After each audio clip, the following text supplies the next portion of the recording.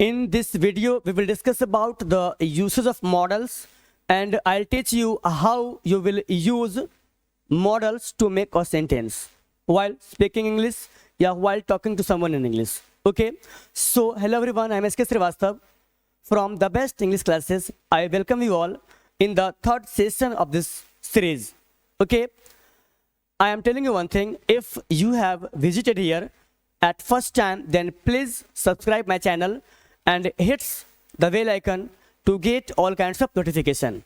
Okay, now without any delay, I want to start the class, so let's begin. ये हमारा spoken English का जो चल रहा है सीरीज, इसका थर्ड डे है आज, और हम सारे दोस्त मिलकर के आज काम करने वाले हैं कि मॉडल्स का यूज हम कैसे करते हैं. How we will use modals to make sentences while speaking English या while talking to someone या anywhere where you want. Okay, आइए मिलके बात करते हैं. ये रहा हमारा मॉडल्स. सबसे पहले मैंने क्या किया, हम थोड़ा सा कोशिश करते जानने का कि जो हमारा मॉडल्स है, जो हमारा मॉडल्स ये होता क्या है, थोड़ा सा जानते हैं, not detail. Okay, so listen to me very carefully, listen to me. ये रहा हमारा मॉडल्स. यहां मैंने कायदे से क्या लिखा, मॉडल्स. कुछ बच्चे इससे बोलते हैं models. I think it's not the correct pronunciation of this word. आप इससे नहीं पढ़ेंगे मॉडल्स, ठीक है, हम इससे क्या पढ़ेंगे, मॉडल्स. एक्चुअली इसका जन्म हुआ है मूड वर्ड से. कहां से, मूड से. और मूड का मतलब होता है क्या, मेंटालिटी. आप इससे बोल सकते क्या, मेंटालिटी मतलब मानसिकता. और आप ऐसे भी बोल सकते हैं मूड को कि इस मूड का मतलब होता है क्या, एटीट्यूड. इस मूड का मीनिंग बच्चों क्या होता है, attitude, ATTITUDE. Attitude means what, attitude means point of view at any moment. इसका मतलब होता है point of view, point of view, VIEW, eight any moment, eight any moment. देखिएगा हमारा कहानी यहाँ क्या होने वाला है. यहाँ मैंने क्या लिखा, point of view at any moment. Listen to me one thing. आज का जो हमारा क्लास है, इस क्लास में हम मिल के काम करने वाले हैं मॉडल्स के यूज के बारे में. तो थोड़ा सा ये जानते हैं कि ये होता क्या है, और इसके बाद हम बात करने वाले हैं कि how you will use modals to make sentences while speaking या while talking to someone या wherever, जहां कहीं भी आप चाहते हैं इसका यूज करना, आप कहां यूज करेंगे, हम इसके बारे में करेंगे बातचीत. तो मैंने सबसे पहले क्या कहा आपको कि ये रहा हमारा मॉडल्स. इससे मत पढ़ेगा मॉडल्स, और इसका जन्म हुआ है इस मूड वर्ड से. इस मूड का मतलब क्या होता है, मेंटालिटी. इसे कहते हैं क्या, मानसिकता. इसी को आप एक बात और कह सकते हैं, इसे आप क्या कह सकते हो, एटीट्यूड. एटीट्यूड का मतलब क्या होता है, इसका मतलब होता है point of view at any moment. मतलब किसी क्षण किसी, इसका मतलब हुआ point of view at any moment. इसका मतलब हुआ किसी क्षण. ओके, केवल ब्लैक में लिखेंगे. इसका मतलब होता है कि point of view at any moment, किसी क्षण किसी चीज को देखने का नजरिया, उसे क्या कहते हैं, मूड कहते हैं. आई बात समझ में. अब इस मूड के बारे में एक छोटी सी बात आप और जान जाओ, और इसके बाद इस महफिल को लेकर हम आगे आ जाएंगे. देखिएगा हमारा कहानी यहाँ क्या कहता है.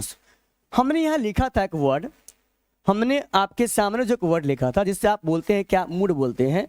और मैंने इस मूड को क्या कहा था कि इस मूड को हम बोलते हैं क्या, एटीट्यूड. और एटीट्यूड को आपने क्या कहा, इस एटीट्यूड को आपने क्या कहा, इसे कहा था आपने पॉइंट ऑफ व्यू. इसे आपने कहा था point of view, point of view at any moment, eight any moment. अगर हम इसके बारे में आपसे कायदे से बात करना चाहे तो देखिए इसका मतलब क्या हुआ, पॉइंट ऑफ व्यू, किसी चीज को देखने का नजरिया, एट एनी मोमेंट, किसी क्षण. ये हमारे पास एक बोर्ड मार्कर है, and I think as we all know what is board marker. अगर हमसे कोई पूछना चाहता है या पूछना चाहेंगे कि बोर्ड मार्कर हमारा क्या होता है, तो हम कायदे से इसका आंसर बता सकते हैं. इस बात को आप मानते हैं ना. हम क्या बोलेंगे, the marker pen which is used to write digital panel. The marker pen which is used to write something on digital panel is called marker pen. इसका दो टाइप होता है, एक हमारा होता है सिंपल बोर्ड पे भी लिखते हैं आप, एक वो भी होता है, लेकिन मैंने इसको किया डिफाइन, ओके। लेकिन आप ऐसा इमेजिन कीजिए कि हमारे सामने हम पढ़ा रहे हैं और अचानक मेरे आंखों के सामने या मेरे आसपास में निकल जाएगा क्या, सांप निकल जाएगा, तो हम क्या करेंगे भाईजान? अरे बोलो ना, हम इसी को चला के उसको मार सकते हैं, ये संभावना है कि नहीं है? बिल्कुल है भाई साहब। तो अगर हम इसको चला के मारेंगे तो वहां पे ये काम किसका किया? वेपन्स, मतलब किसका? हथियार का। तो हमने इसी को यहाँ पे जब इसका मैंने यूज किया लिखने के लिए, तो यह हमारा क्या बन गया? Marker pen. और इसी को चला के मैंने किसी को मारा तो ये क्या बन गया? हमारा वेपन्स। इस बात को आप मानते हैं कि नहीं मानते हैं? टूल्स बन गया। अरे बोलो ना हाँ। तो किसी क्षण किसी चीज को देखने के नजरिया को हम कहते क्या है? एटीट्यूड। और यह एटीट्यूड शो करता है हमारा मूड, और इस मूड का जो हमारा मूड है, इसी मूड को दिखाने के लिए एक टॉपिक है इंग्लिश ग्रामर में जिससे आप बोलते हैं मॉडल्स, उसी को हम पढ़ने वाले हैं, ठीक है। तो इसको स्टार्ट करने से पहले एक छोटी सी बात करेंगे हम आपसे, और हम बात ये करने वाले भाई साहब आपसे, हम आपसे बात ये करना चाहते हैं कि मॉडल का अपना एक प्रॉपर्टी है, केवल आप इसके बारे में एक बात जान जाइए, and then I will start the class. There is a very very useful properties of modals, and I think I teach you. हम इसका जो प्रॉपर्टी है हम पहले उसको पढ़ाएंगे, and then I teach you its usages, और इसके बाद पढ़ाएंगे हम इसके यूज को, इसके यूज को नहीं, इसके यूज को, ठीक है। आगे देखिए, इसका पहला प्रॉपर्टी क्या है कि ये जहां कहीं भी आएगा ना, उसके बाद वर्ब का केवल फर्स्ट फॉर्म आता है।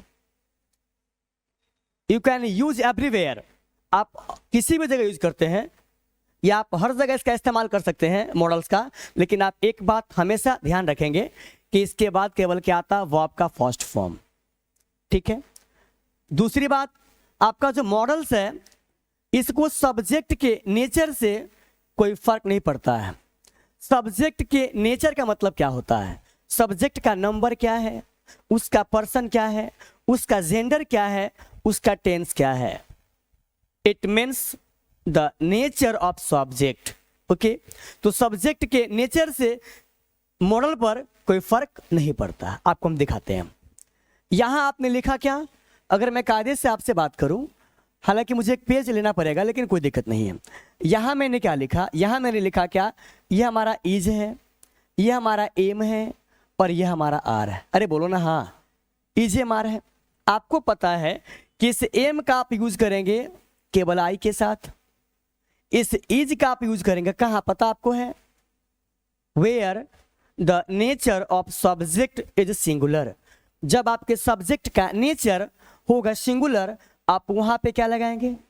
जब सब्जेक्ट आपका कैसा होगा बाबूजी? सिंगुलर, तो वहां आप क्या लगाओगे? अरे बोलो ना, वहां लगाओगे आप इज को। एंड इट्स जस्ट रिवर्स, इसका जस्ट उल्टा है। When the nature of subject is plural, then that condition you have to use that one, okay. जब सब्जेक्ट का नेचर हमारा होगा प्लूरल, तो आप यूज क्या करने वाले हो? इसका इस्तेमाल करने वाले हो, कोई दिक्कत नहीं है।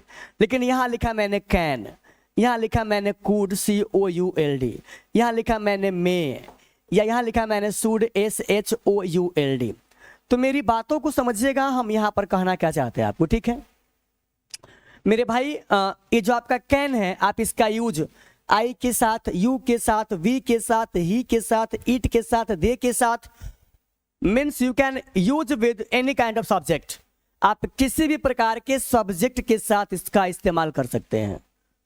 मतलब सब्जेक्ट के नेचर का इंपैक्ट इस पे नहीं पड़ता है। किस पे? मॉडल्स पे। पहला प्रॉपर्टी ये रहा। सेकंड क्या है कि इसके जस्ट बाद हमारा क्या आता है? वर्ब का फर्स्ट फॉर्म, ठीक है। अब आप आगे आ जाओ। अब इस कहानी को लेकर हम आगे आते, बाकी आप खुद समझदार हैं। तो मैंने सबसे पहले आपके सामने यहां समझाने की कोशिश क्या किया है, यहां लिखा मैंने कैन। कैन ये का मीनिंग होता है सकना। ये दिखाता है किन किन चीजों को? कैपेसिटी, कैपेसिटी आप ये बोल सकते हैं। इसके बाद कायदे से बात करें तो ये जो हमारा है, हाँ यहाँ लिखा आपने बाबूजी क्या, कैपेसिटी, और यहाँ लिखा आपने एबिलिटी, ABLITY। इसका मतलब क्षमता होता है और इसका मतलब योग्यता होता है, योग्यता, ठीक है, योग्यता। ध्यान दीजिएगा, कोई इंसान योग्य होता है दिमाग से, तो इससे हम कहते हैं क्या, मेंटालिटी, मतलब मानसिकता को, जैसे बोलते हैं ना कि हम इस लायक है कि आपको पढ़ा सकते हैं, I am able to teach you, हमें इतनी जानकारी है कि आपको हम पढ़ा सकते हैं, तो ये हमारा हो गया योग्यता।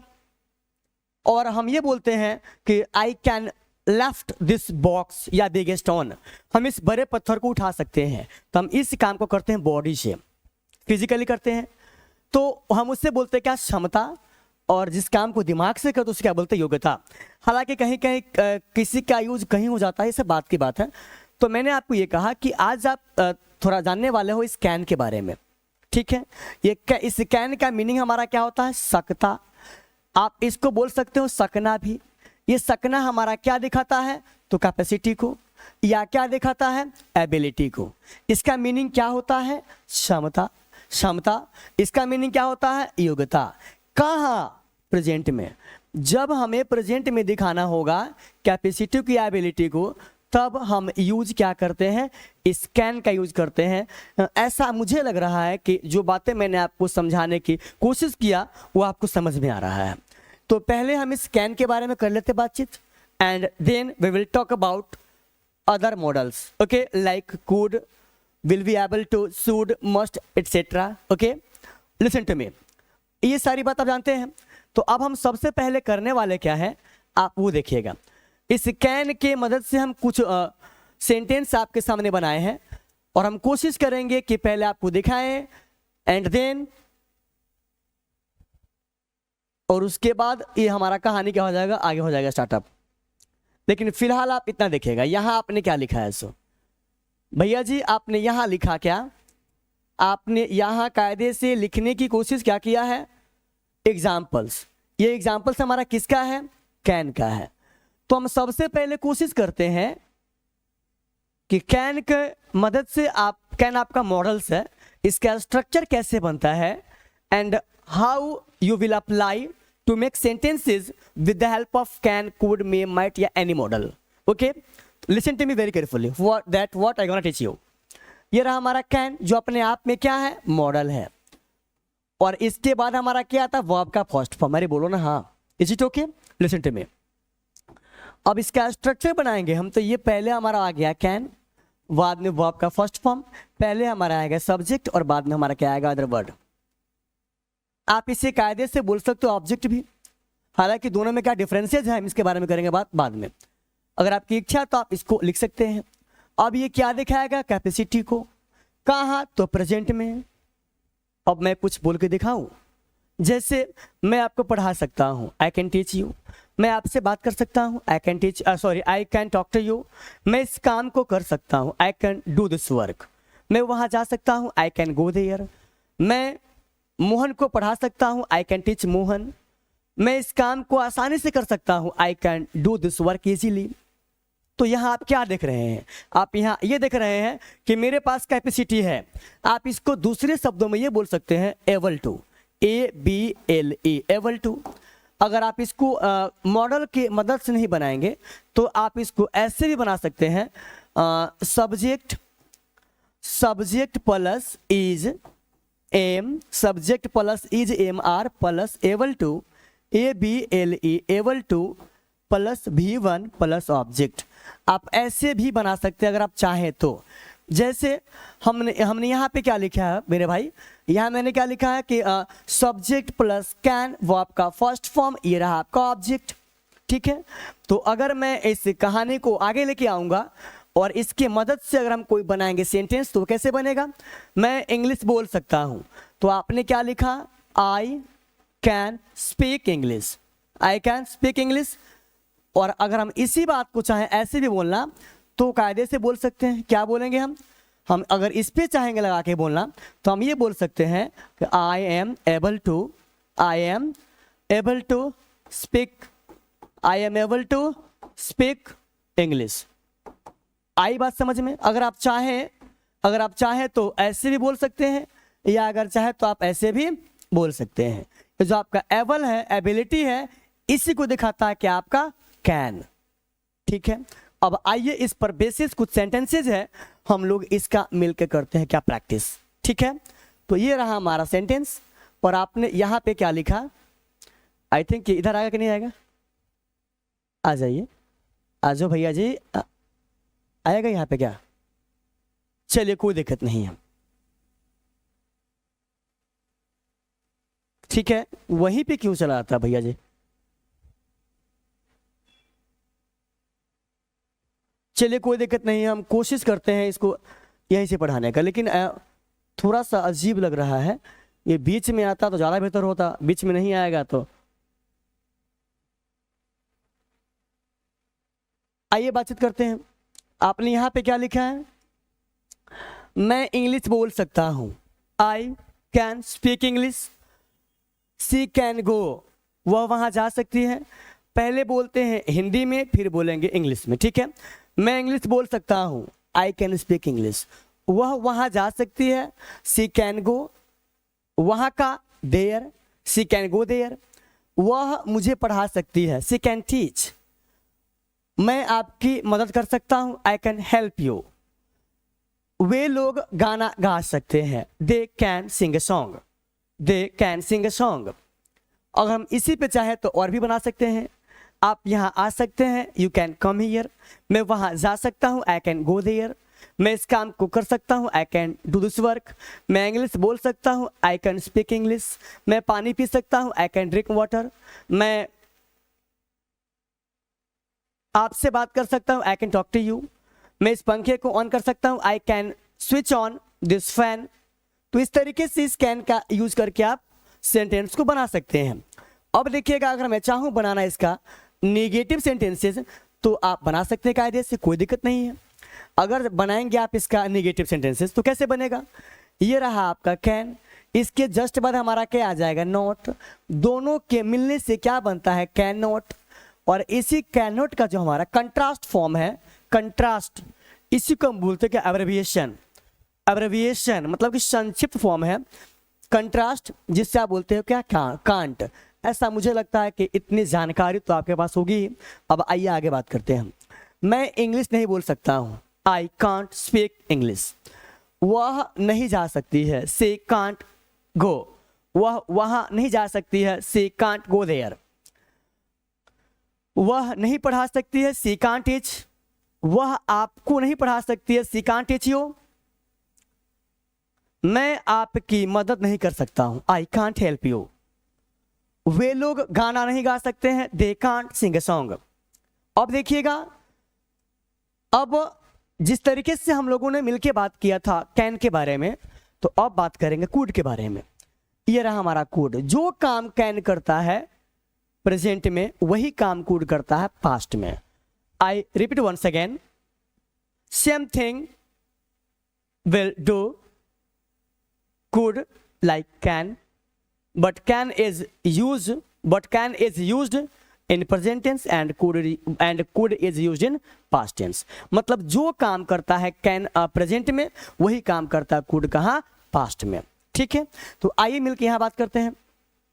थोड़ा सा पहले ये बात कीजिए, आपने यहाँ पर जो लिखा है, आपने यहाँ पर लिखने की जो कोशिश किया है इस could को, ये रहा हमारा COULD, could is the past form of can, और ये दिखाता है हमारे पास्ट एबिलिटी को। ये जो हमारा could है, ये दिखाता है पास्ट एबिलिटी को। Past ability means what?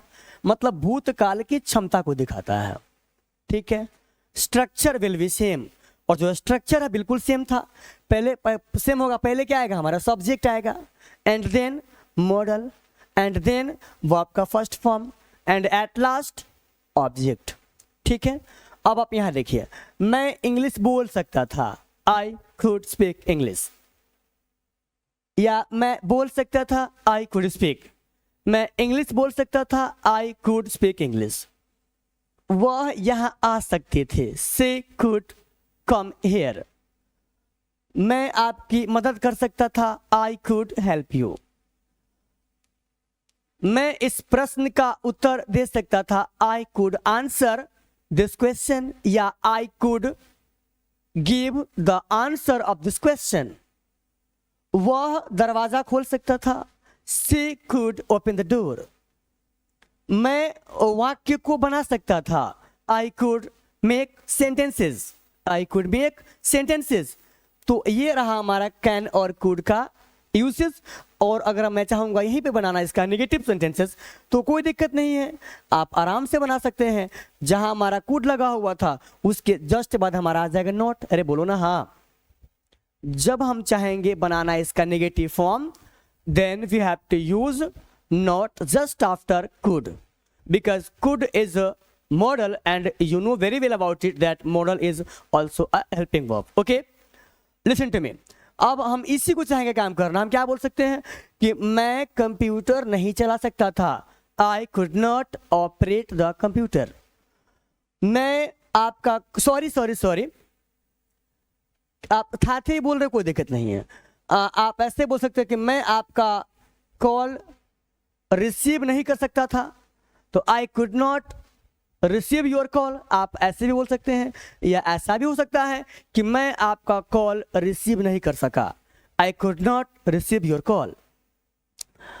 मैं वाक्यों को नहीं बना सकता था, या मैं वाक्यों को नहीं बना सका, I could not make sentences.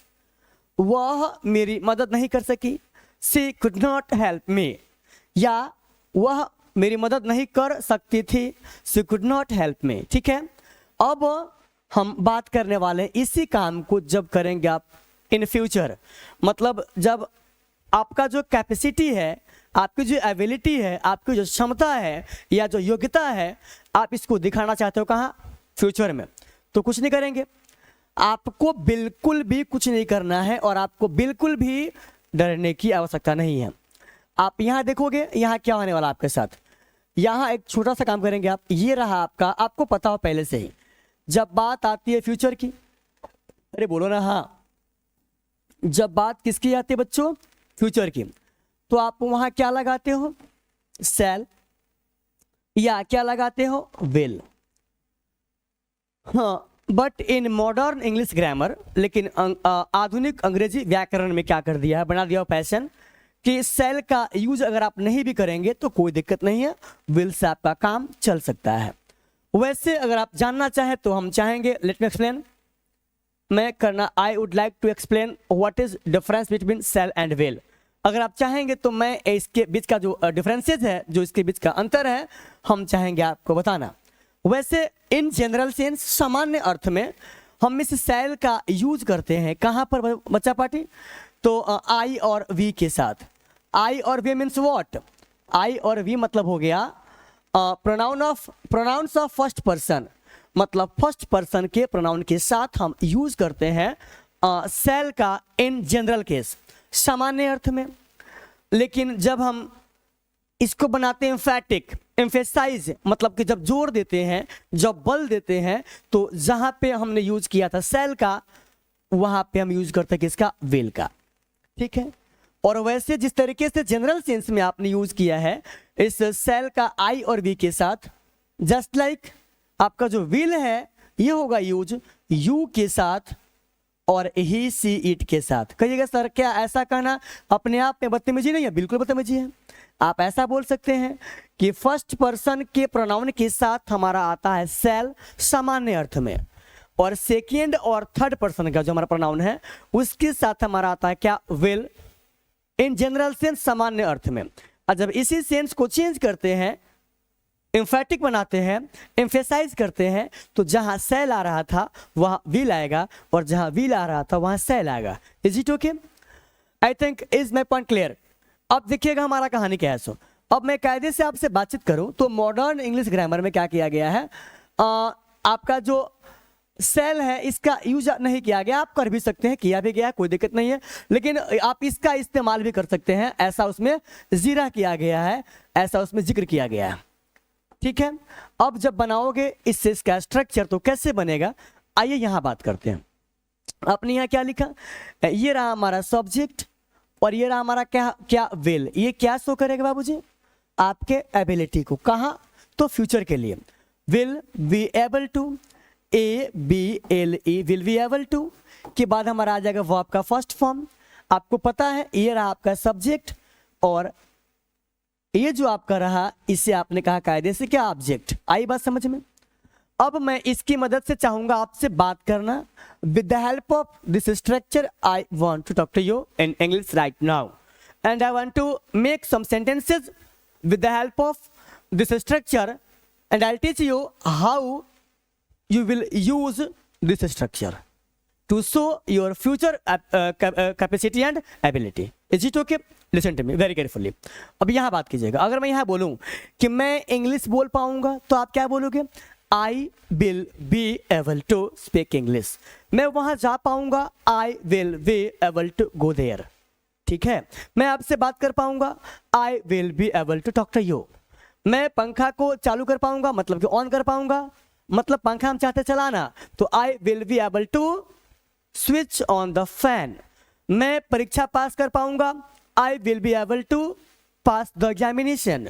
मैं गाड़ी को ड्राइव कर पाऊंगा, I will be able to drive the car या वैन या मोटर बाइक व्हाटएवर। आप जिस किसी भी गाड़ी के बारे में चाहते बात करना आप उसके बारे में बोल सकते हैं। मैं कंप्यूटर चला पाऊंगा, I will be able to operate the computer. ठीक है। तो अब आप यहां पे देख लीजिए मैंने सेम काम किया आपके सामने और ये रहा हमारा कहानी। यहां आपने कायदे से क्या लिखा है, आ जाओ मिलके बात करते हैं, बाकी आप खुद समझदार है। ठीक है। आपने यहां पे क्या लिखा, आपने यहां पे लिखा मैं इंग्लिश बोल पाऊंगा, I will be able to speak English. वह यहां आ पाएगी, she will be able to come here. मैं आपकी मदद कर पाऊंगा, I will be able to help you. मैं इस प्रश्न का उत्तर दे पाऊंगा, I will be able to answer this question. वह कंप्यूटर चला पाएगी, she will be able to operate the computer. वह इस समस्या का समाधान कर पाएगी, she will be able to या कर सकेंगी तो she will be able to solve this problem. आपका समस्या तो योर प्रॉब्लम। ठीक है। अब देखिएगा हमारा कहानी क्या कहता है। सो अब इसी का हम क्या बनाएंगे, निगेटिव बनाएंगे। Now I want to make the negative sentences with the help of this structure. अब इस स्ट्रक्चर की मदद से अगर मैं चाहूं बनाना निगेटिव सेंटेंस तो कायदे से बना सकते, कोई दिक्कत नहीं है। आप कैसे बनाओगे वो मैं दिखाऊंगा आपको। अरे बोलो ना हाँ। ये रहा हमारा, ये रहा हमारा। आपने यहां पे क्या लिखा, सब्जेक्ट। आए हाय। चलिए आपने यहां पे क्या लिखा, सब्जेक्ट और ये था आपका विल और ये will be able to, will be able to, will be able to के बाद क्या वर्ब का फर्स्ट फॉर्म, ये रहा आपका ऑब्जेक्ट। इसे आपने कहा था अफर्मेटिव स्ट्रक्चर। जब इसी का बनाएंगे निगेटिव स्ट्रक्चर। अब जानते हैं बच्चों की दिक्कत क्या होती है, बच्चा बोलते हैं कि सर जब एक से ज्यादा आ जाता है मेन वर्ब, जब एक से ज्यादा क्या आता है main verb, then where should I use not. जब एक से ज्यादा आएगा मेन वर्ब आपके सेंटेंस में तो कहां पे आप यूज करेंगे, नॉट को। कुछ नहीं करना है आपको, आपको एक ही काम करना है। आपका जो हेल्पिंग वर्ब होगा, जो फर्स्ट हेल्पिंग होगा, उस हेल्पिंग वर्ब के जस्ट बाद, उस हेल्पिंग वर्ब के you have to use not just after the helping verb. okay? तो यहाँ क्या हो जाएगा हमारा, सीधा इस will के बाद लगा लोगे क्या आप not, और इस तरीके से हमारा स्ट्रक्चर क्या बनेगा बाबूजी। ये रहा हमारा सब्जेक्ट, यहाँ आपने कहा क्या will, और ये रहा आपका क्या not। इसके बाद यहाँ क्या लिखा आपने, able to, ABLE able to, फिर हमारा verb का फर्स्ट फॉर्म, यहाँ लिखा आपने ऑब्जेक्ट। और इस तरीके से अगर आप काम करेंगे तो आप निगेटिव सेंटेंस को कायदे से बना पाएंगे। ऐसा मुझे लगता है कि आपको परेशानी की बात बिल्कुल भी क्या है नहीं है। अब मैं यहाँ क्या लिखूंगा कि मैं आपकी मदद नहीं कर पाऊंगा, I will not able to help you. मैं इस काम को नहीं कर पाऊंगा, I will not able to do this work.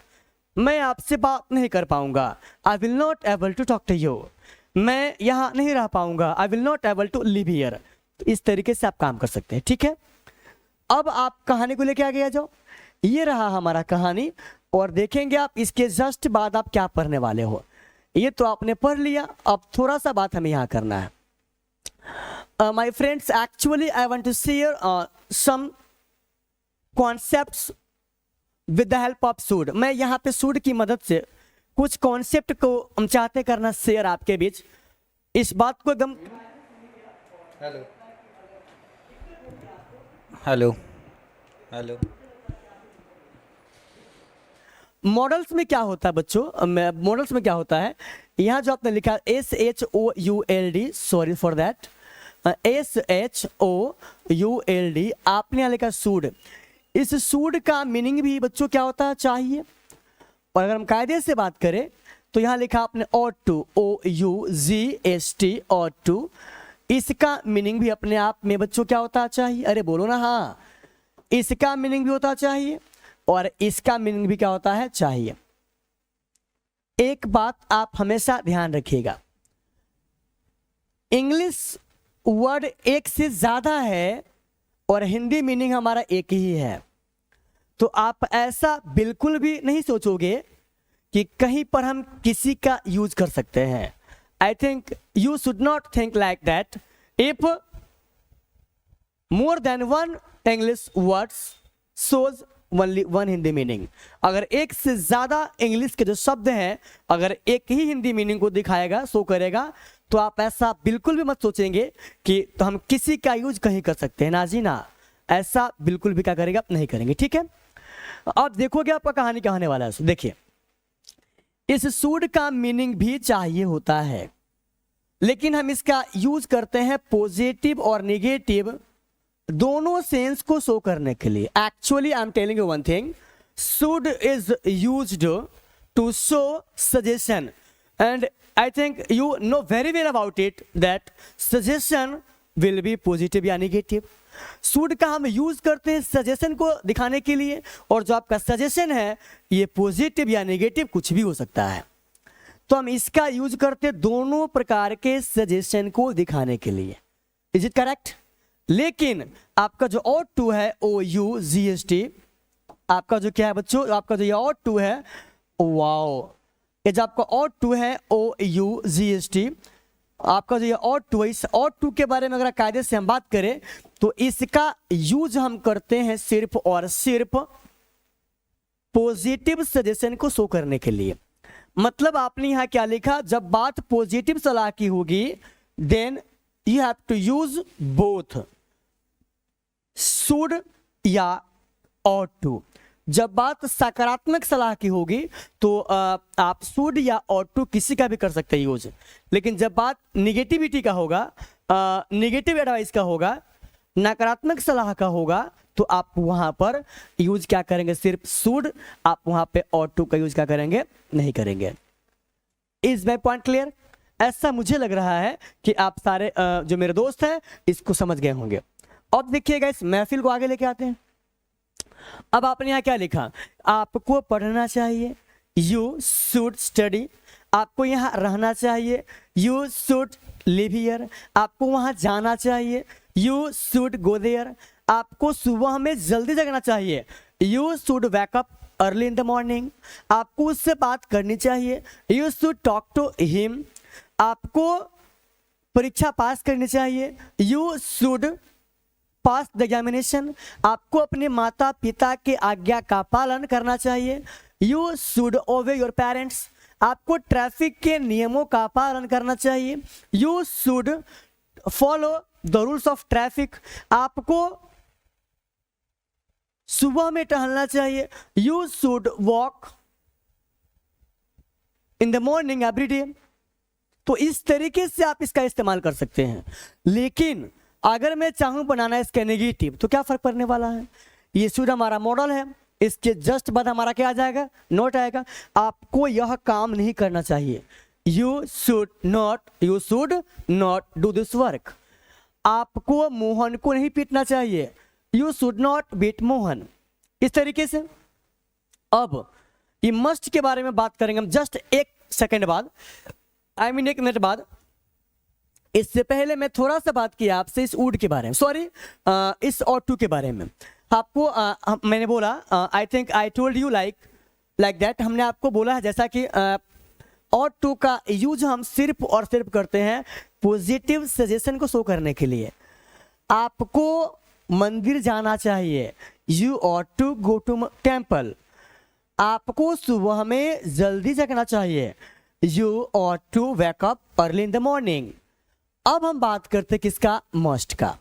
अरे बोलो ना हाँ।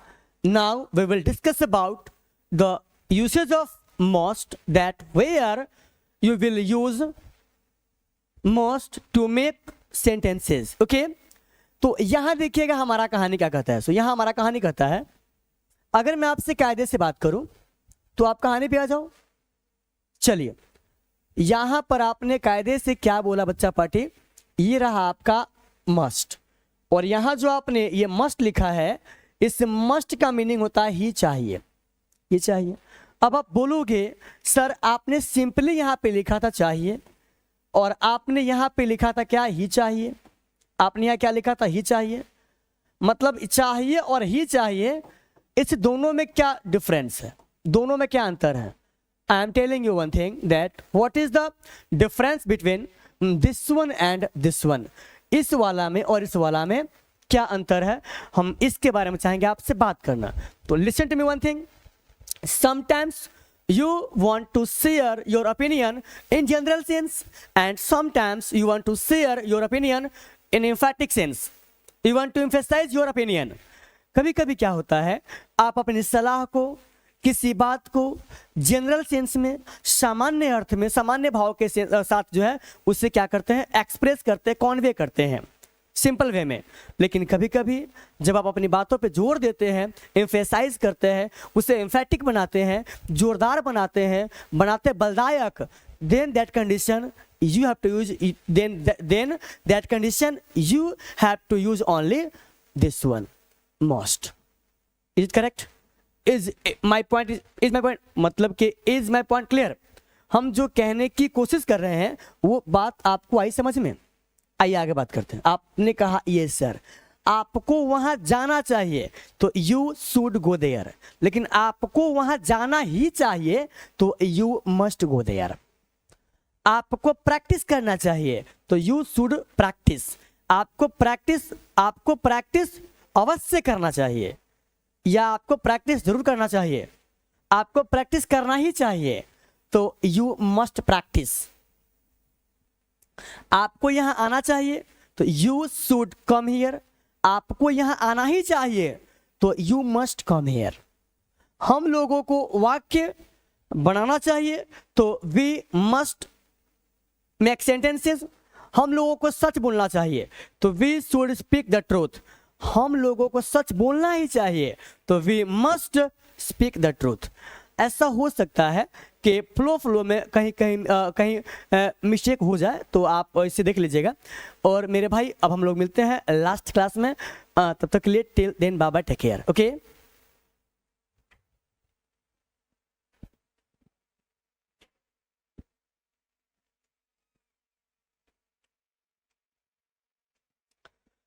इसको रन कीजिए, बनाना दूसरा।